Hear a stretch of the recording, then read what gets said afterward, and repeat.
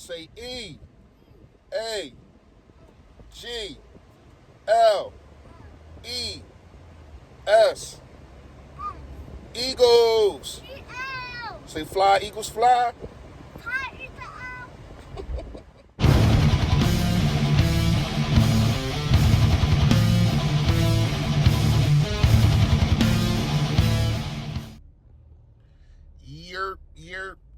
Yo, that. What's going on, man? You know who it is. You know what it is. It's your boy Philly Fresh, a.k.a. The General, here reporting for duty. Also, a.k.a. Full for the Better Bird podcast, man.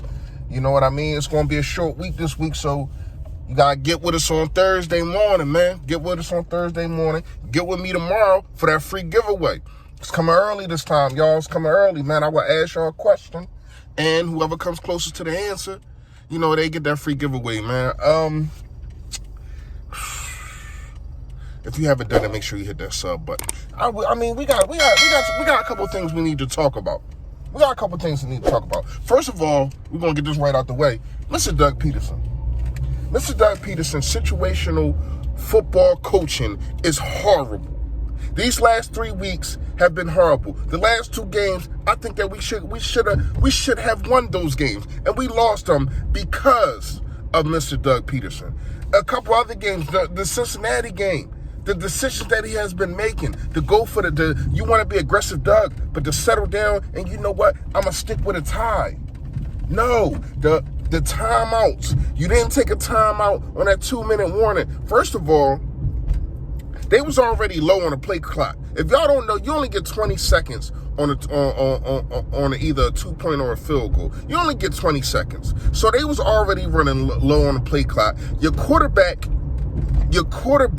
cannot read that defense like that. You know what I mean? Now, a lot of people want to say, well, Carson should have called the timeout and yada, yada, yada. All right, cool. I give you that, but it's more on Doug. Doug called in the play calling. Doug got the play calling late. They got set up late because of Doug. And the reason is, hold up, wait a minute. Y'all didn't see the video yesterday? He ran out of plays. So I don't put that on my quarterback. First of all, the whole time that you driving down the field, because a lot of people say I yell too much. So I'm gonna talk calmly. I'm gonna talk calmly to y'all. The whole time that you are driving down the field, why are you not coming up? Why isn't Richie Rich, Morning Wig, and all them other dudes, why are they not coming up with plays? Oh, we should use this one. Oh, no, we ain't going to use that one. We should use this one. Did you not have faith in your quarterback that he was going to get the touchdown? When it was 4th and 9, did you not have faith that he was going to throw a touchdown to Fulgham in the end zone? That's what it seems like to me, because the play should have already been drawn up. And then you go with a play. Even if you do run out of plays, go with a play that worked. But we talked about that yesterday. I'm going to talk about all the other mistakes that he has been making. Last week in the Pittsburgh game, the times that he kicked field goals and the times that he goes for it just befuddles me. Even just last week, you kicking that, you trying to go for it when you could have just went in the half 17-3. You go into the half 17-3, and maybe you don't got trust in this kicker. I don't know. But then you tried him out there when the game basically kind of on the line. I don't understand what Doug is looking at, but you're making this team look worse. And I understand, oh, well, he don't got this player, he don't got that player. So what? We expect so much from Carson Wentz, right? We expect him to do this and that, this and this with the little that he has. Why can't Doug do the same? It's situational football. It's X and O's. It's knowing when to call a timeout. These are the problems that Andy Reid had. You should know that. I don't get it, man. I don't get it. I'm coming to the point is that I'm lost for words. It's not just a play calling now. It's situational football. You named yourself Aggressive Doug. You came into the game Everybody ground you up 2016, going forward in a Giants game, 4th and 13, and all that kind of stuff. People was grinding you up. But in 2017, it seemed like every one of them moves worked. They had not been working this year. The aggressiveness and the play calling has not been working this year. I don't know, man. I know that we should still win a division. I know that we are 1-4-1, but the play calling has to get better. The play calling has to get better. The situational football has to get better. If you're going to be aggressive, be the hell aggressive. Don't sit there and be aggressive sometimes and then tuck your tail in when you think that the media is going to get on you. And then that's another thing. If you are a firm believer in yourself and in your team, you go out the next day not post game. You go out the next day with your interviews on WIP and you having these Zoom meetings and everything. You go out there, you say, you know what? It didn't turn out right, but I think I made the right call. These last 3 weeks, you've been saying, I have made the wrong calls. When are you going to start making the right ones? When are you going to start making the right ones? Why did I not see Travis Fulgham get a target? Not a target, yo. I forgot. I'm not yelling this video. He did not get a target the whole first half. And that basically is your best player right now. With Miles Sanders and then it's Travis Fulgham. Zach Ertz, who you tried to force feed. You tried to force feed Zach Ertz.